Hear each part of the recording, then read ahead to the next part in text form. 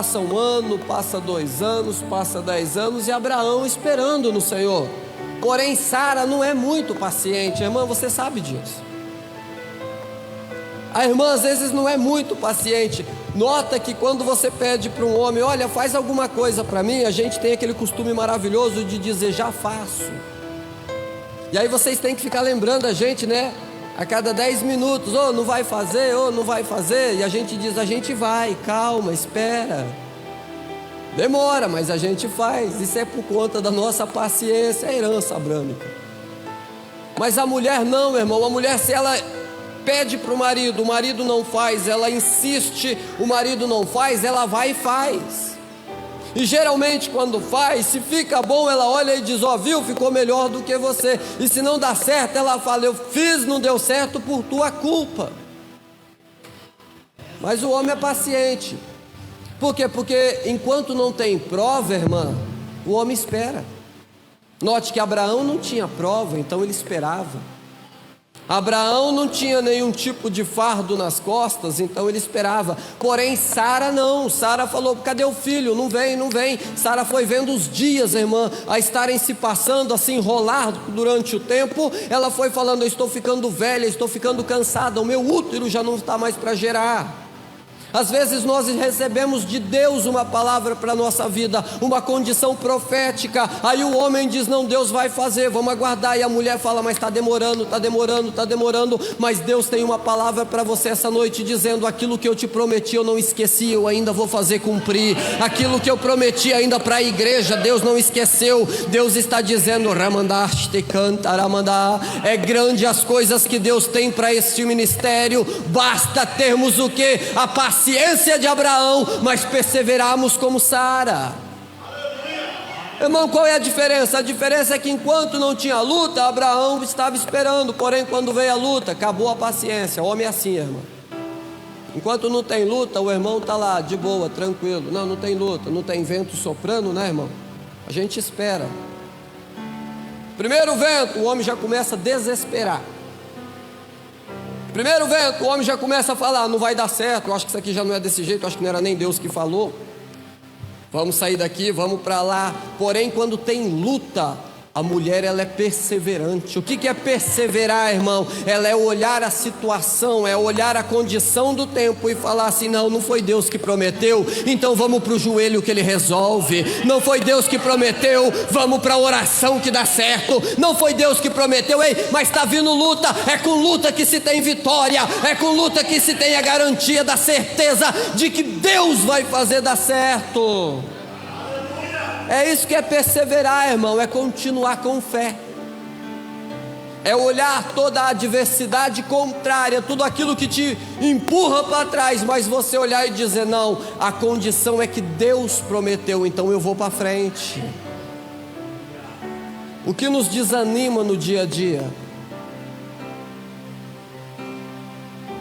é de olharmos e não conseguirmos enxergar as bênçãos que Deus prometeu.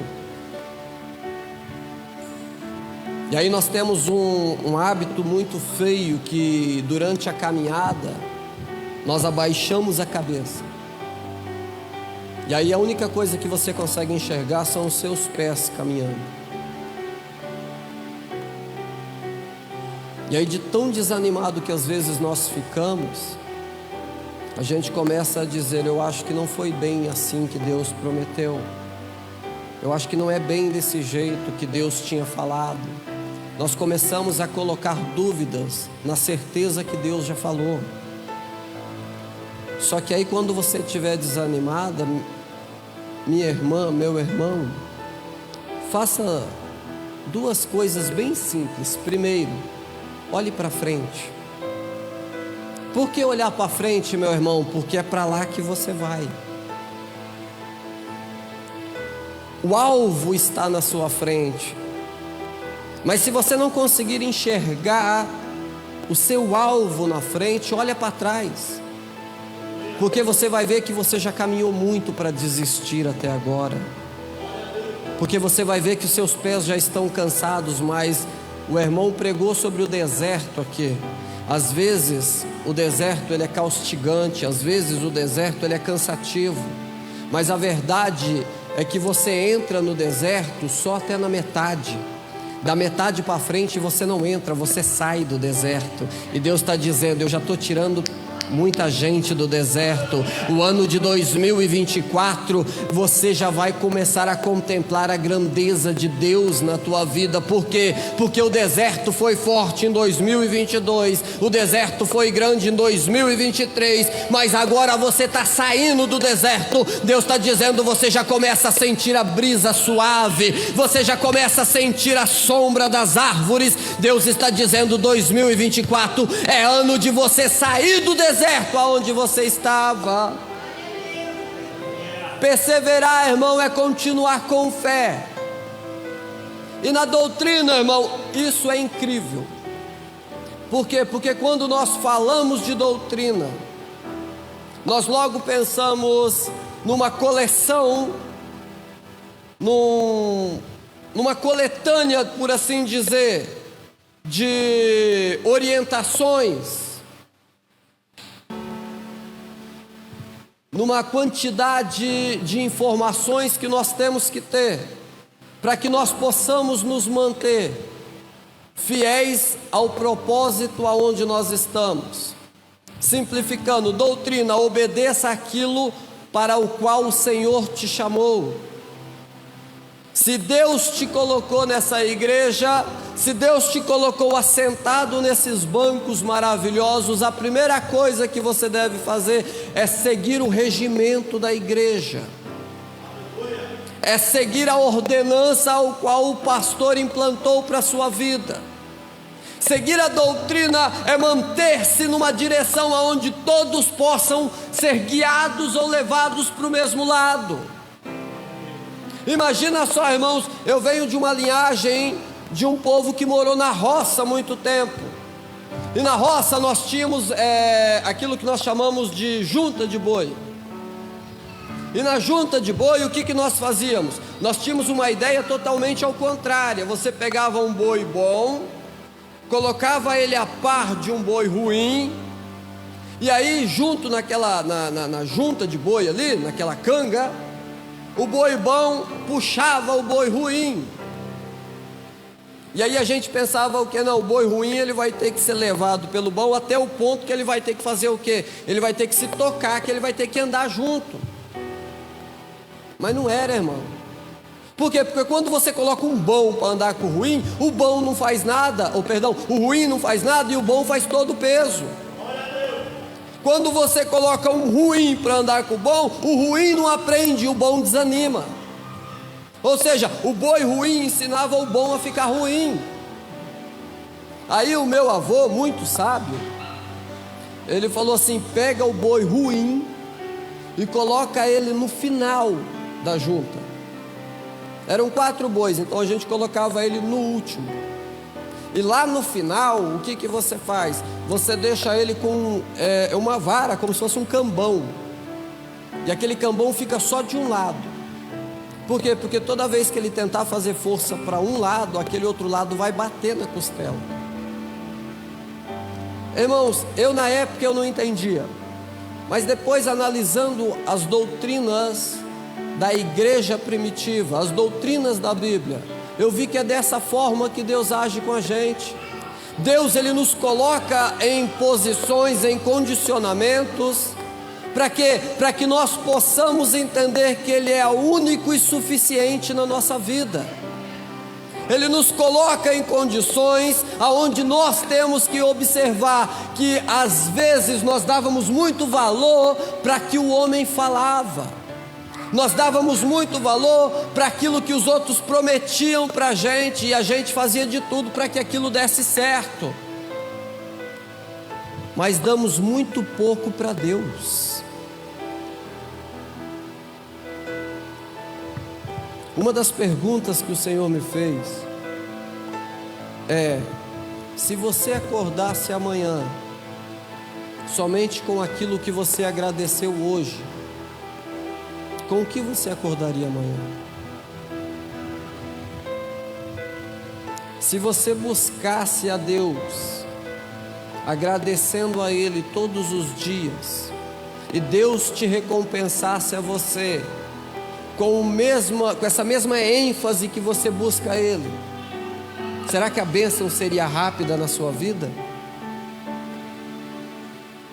Se Deus olhasse do céu hoje e dissesse: eu vou te abençoar na medida, na velocidade, na proporção em que você faz as coisas para mim, será que você receberia uma bênção hoje já?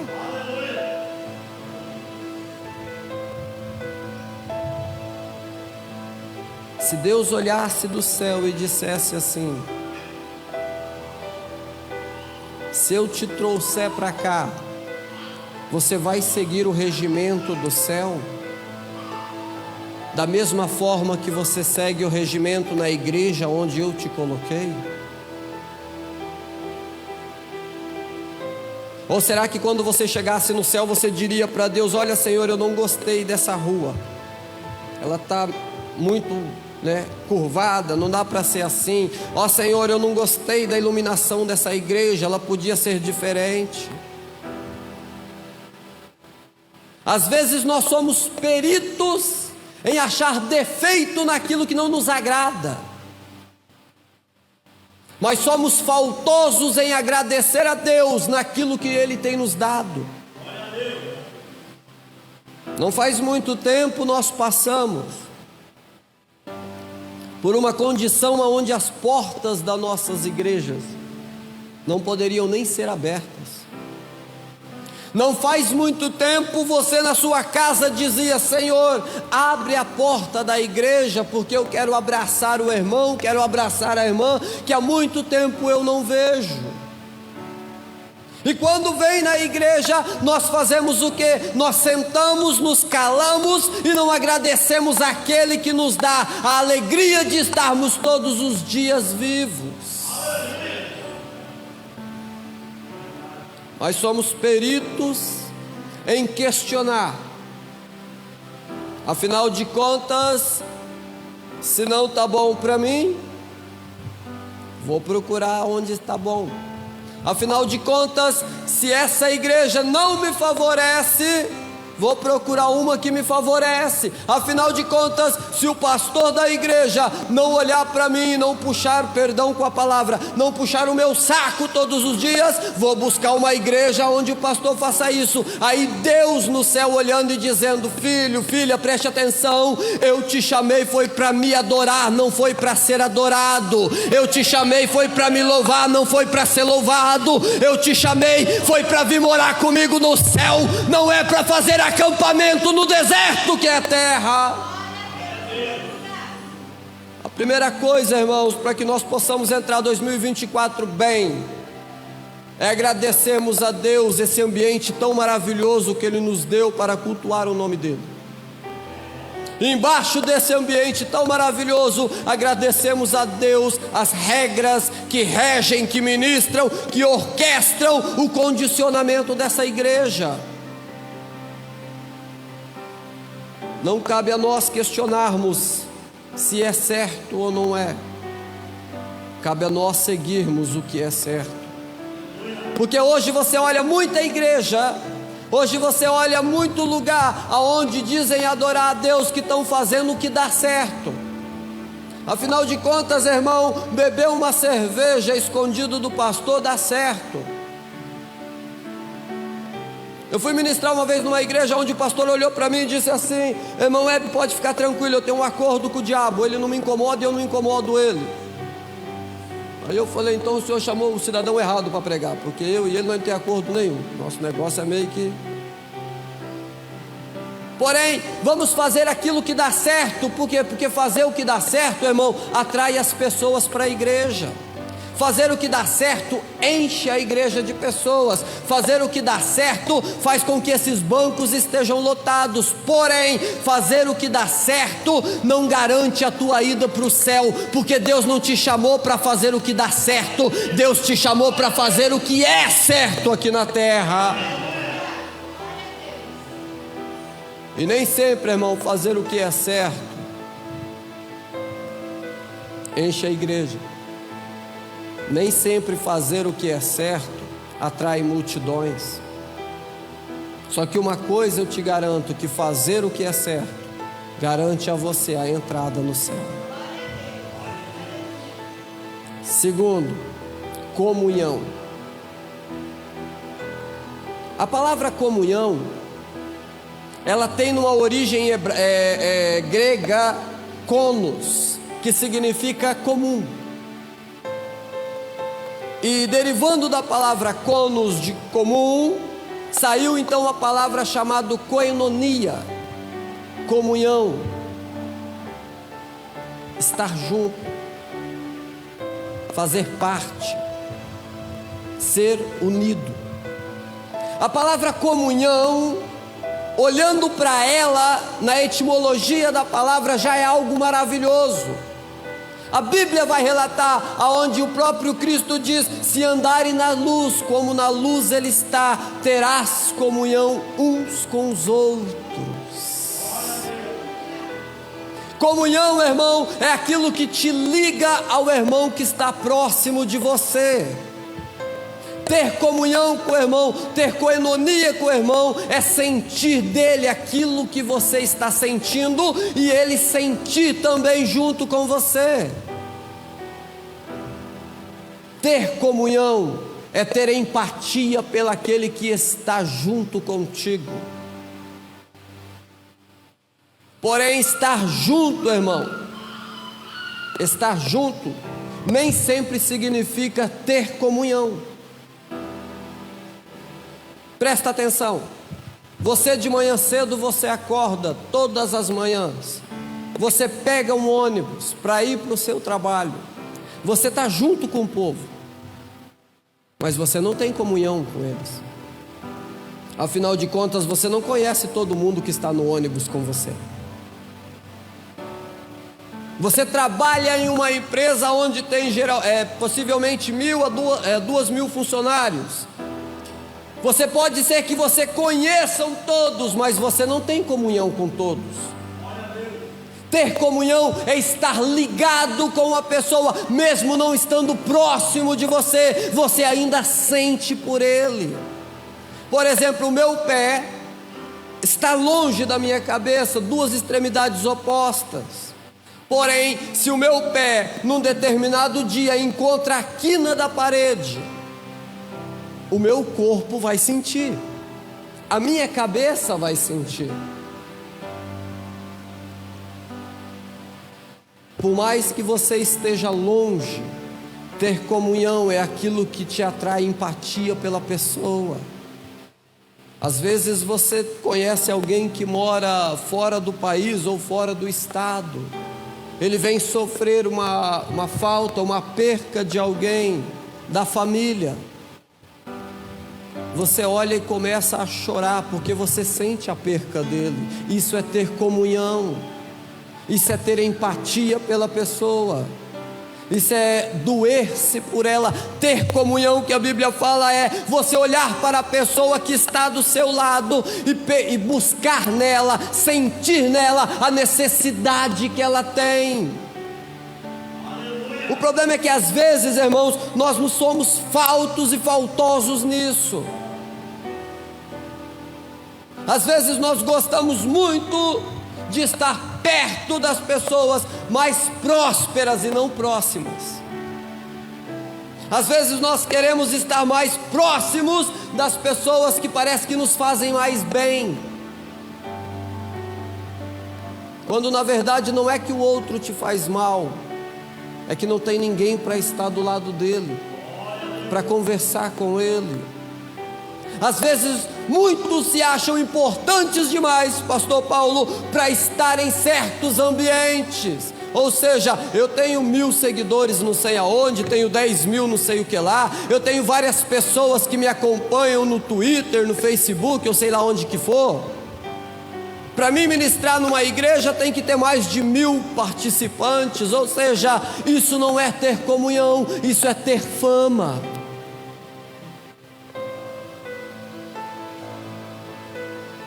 Isso pode atrair as pessoas, mas ter comunhão é aquilo que te faz querer estar próximo dela.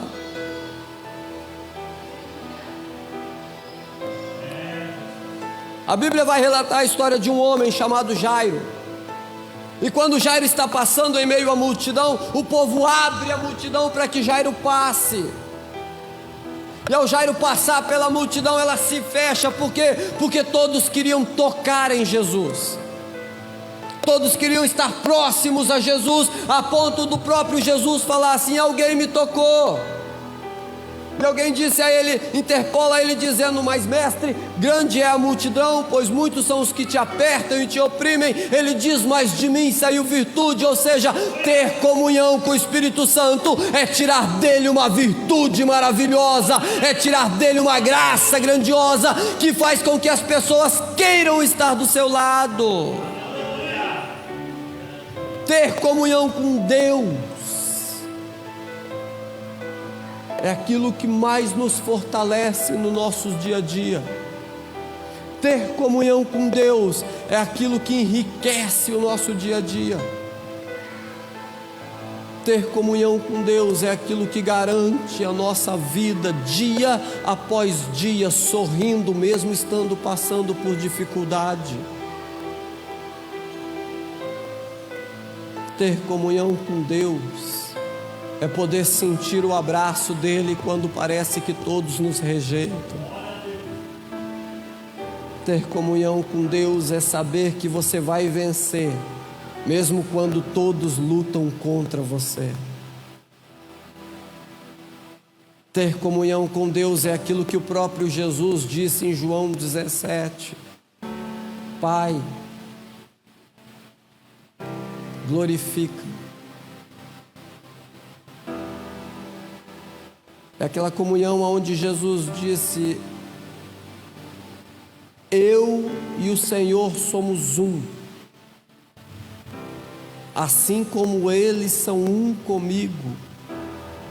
Ter comunhão, irmãos, é não ser mais membros dispersos, mas é fazer parte de um todo.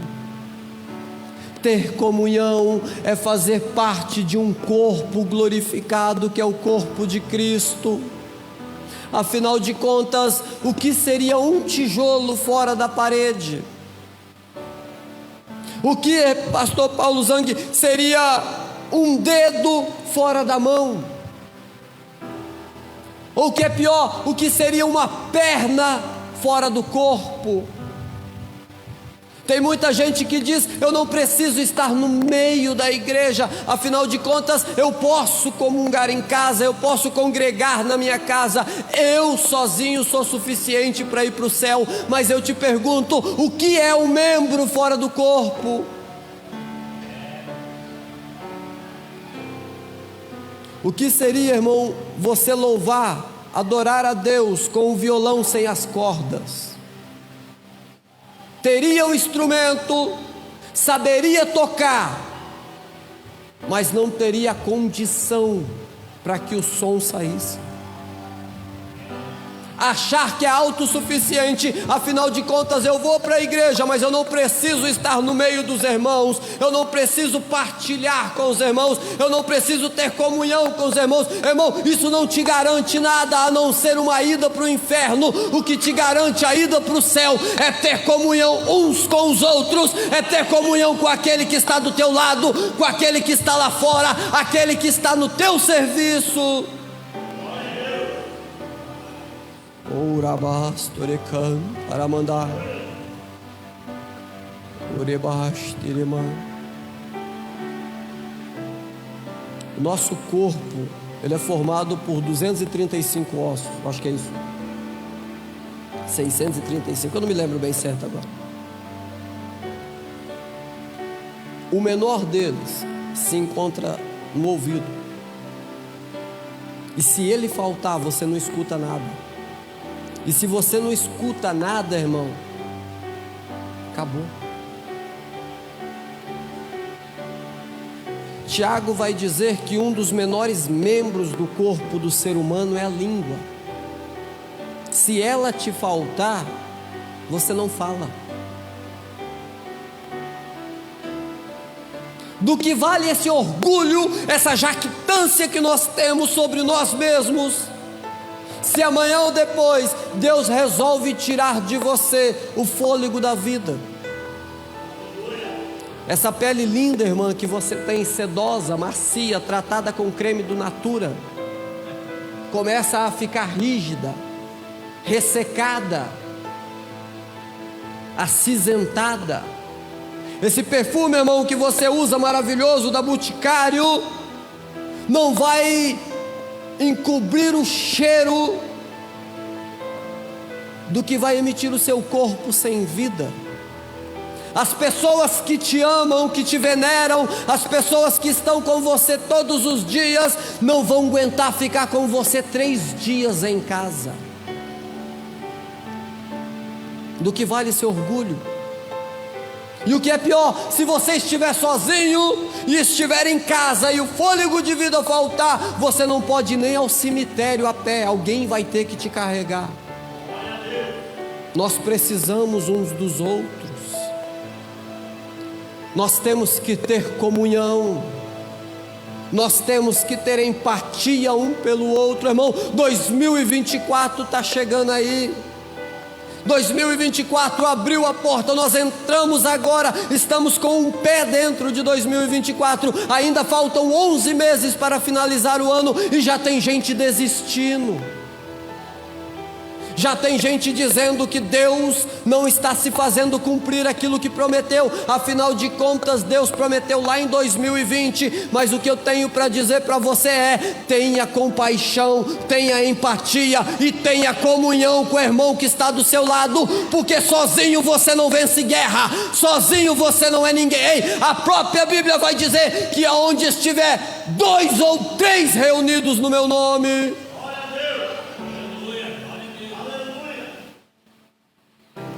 o próprio Deus, ao criar o homem, ele diz: façamos comunhão. No jardim do Éden, Deus olha e diz: não é bom que o homem viva só.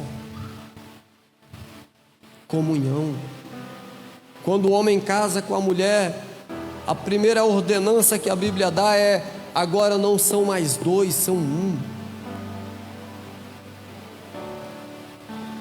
2 pessoas, mas vivendo uma vida.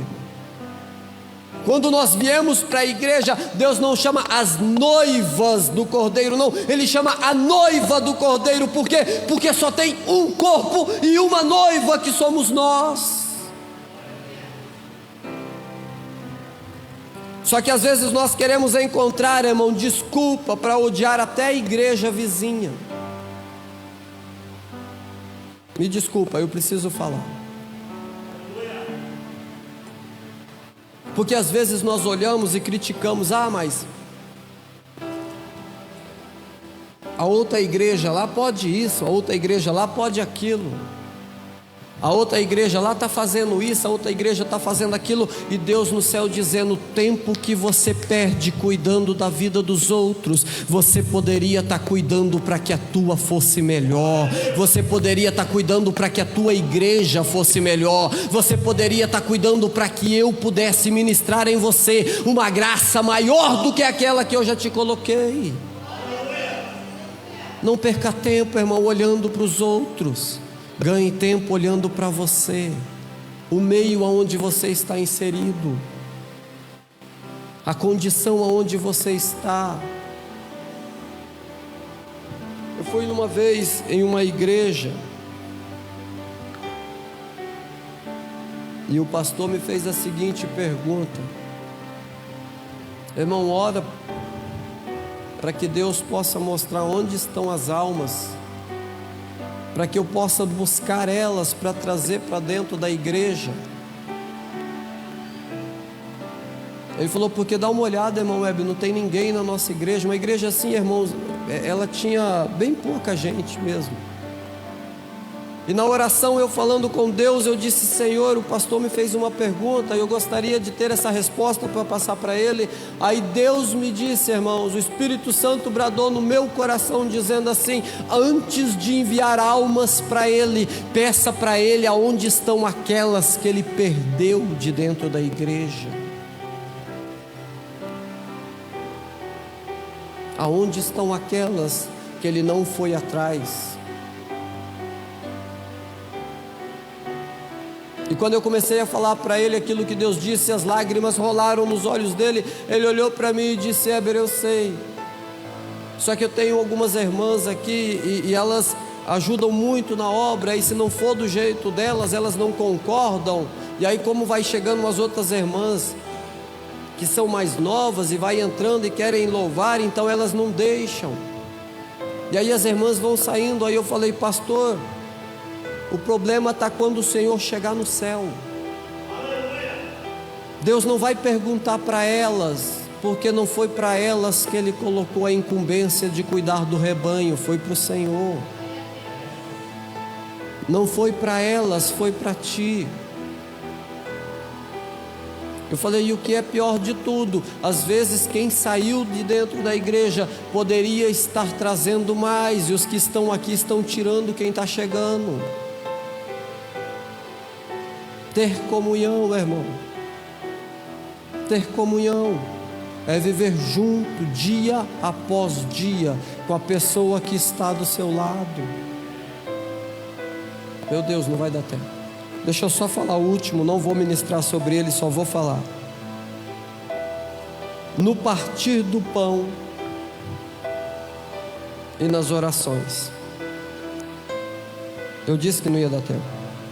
Partir do pão.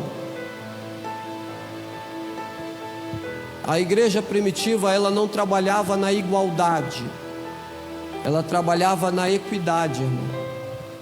Igualdade é, por exemplo, se eu pegar uma mesma quantia e repartir com todos aqui na igreja. Um exemplo: eu entro dentro da igreja hoje com 10 mil reais e eu digo: olha, vou repartir com todos os irmãos dentro da igreja. 10 irmãos, para cada um eu daria 1.000 reais, isso é igualdade. Porém, tem um irmão que ele precisa de 3.000 reais para sanar uma dívida, e tem um irmão que para ele já está sobrando 3.000 reais. 1.000 reais a mais para quem está sobrando só agregaria mais um, e ele teria 4. 1.000 reais para quem não tem, faltaria ainda 2.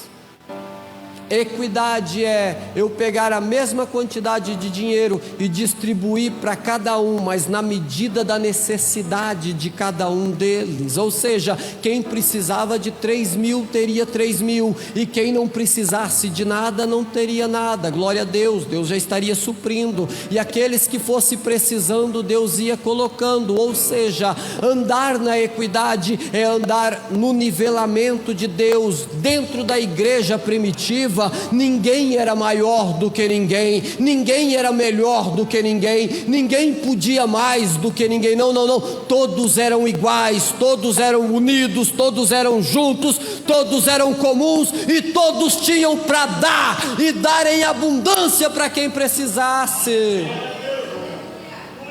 Isso era andar, irmão, em equidade. É ter aquilo que era necessário para satisfazer. O problema é que hoje nós vemos umas condições bem adversas, né? Quem tem muito quer mais, e quem tem pouco parece que não merece nada. Tem um projeto de um pastor que eu admiro muito, ele chamou esse projeto, e eu finalizo agora, de A Casa do Pão. Eu achei lindo esse projeto. Pastor Paulo Zang, o dia que eu tiver uma igreja, que Deus me abençoar e eu puder cuidar de uma igreja, eu vou implantar esse projeto. Casa do Pão.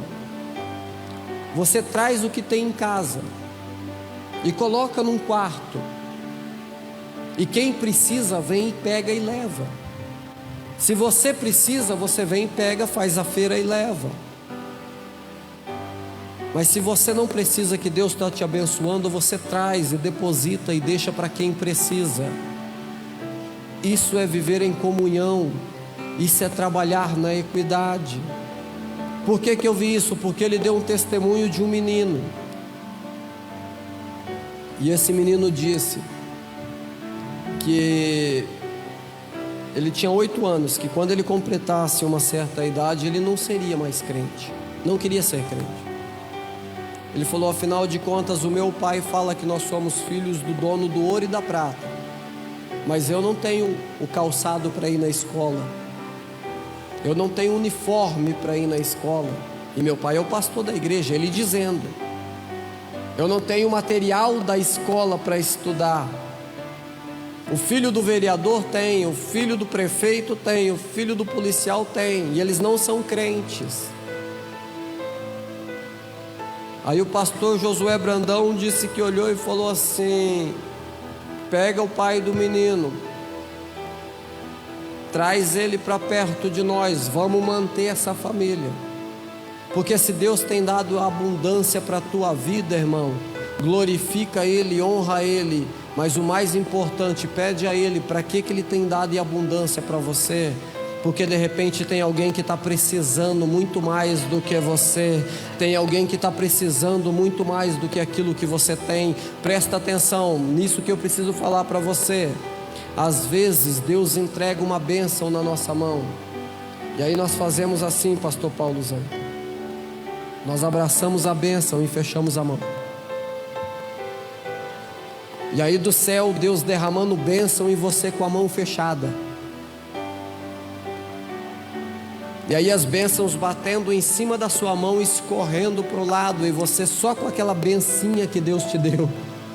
E você dizendo: eu não posso largar, porque se eu abrir mão dessa bênção eu vou perder. E Deus dizendo: meu filho, se você acha que eu sou um Deus para te abençoar tão pouco assim, você está enganado. Deus está dizendo: se eu te abençoei com esse tanto, agora eu posso te abençoar mais e mais e mais e mais. Deus está dizendo: ei, tenha comunhão com o seu irmão, mas também não se apegue nas poucas coisas, porque o que Deus tem para a tua vida é muito maior do que aquilo que você imagina. O que Deus tem para a tua vida é muito maior do que isso que você está vivendo hoje. O que Deus tem para a tua vida é muito maior do que o que você imagina. Não se apegue, irmão, nas poucas coisas. Se Deus tem te abençoado, procure alguém para ser abençoado também. Se Deus tem colocado bênçãos na sua mão, procure alguém para ser abençoado. Porque a Bíblia vai dizer que eles tinham tudo em comum. Tudo em comum. Tudo em comum. E não faltava nada para ninguém. Porque Deus não vai deixar faltar. Que nós possamos no ano de 2024 começarmos um ano com o pensamento de comunhão, com o pensamento de olharmos para o irmão que assenta do nosso lado, não só dentro da igreja, mas no serviço, e conversamos com Deus e dizemos: Senhor, será que eu posso abençoar ele? Ou Senhor, será que esse irmão pode me abençoar? Sejamos todos partes de uma comunhão com Cristo, e vamos vivenciar um 2024 maravilhoso, porque o que Deus tem para nós é muito maior. Deus tem colocado, irmãos, eu acho lindo, porque o Espírito Santo me autorizou a dizer isso nessa igreja, e eu sou apaixonado por Ele quando Ele me autoriza a dizer isso. Deus tem escolhido algumas igrejas para colocar semente na mão das pessoas. Muitos entram aqui dentro e pedem um pão, mas o pão é aquilo que vai matar só a sua fome. A bênção que você está pedindo vai favorecer só você, mas ninguém. Muita gente tem entrado na casa de Deus, pastor Paulo Zang tem dito assim: Senhor, me dá uma bênção assim, assim, assado. E Deus está dizendo: isso que você está pedindo, minha filha, é pão. E se eu te entregar o pão para você, você senta na mesa com a sua família, reparte o pão e come. E acabou o pão.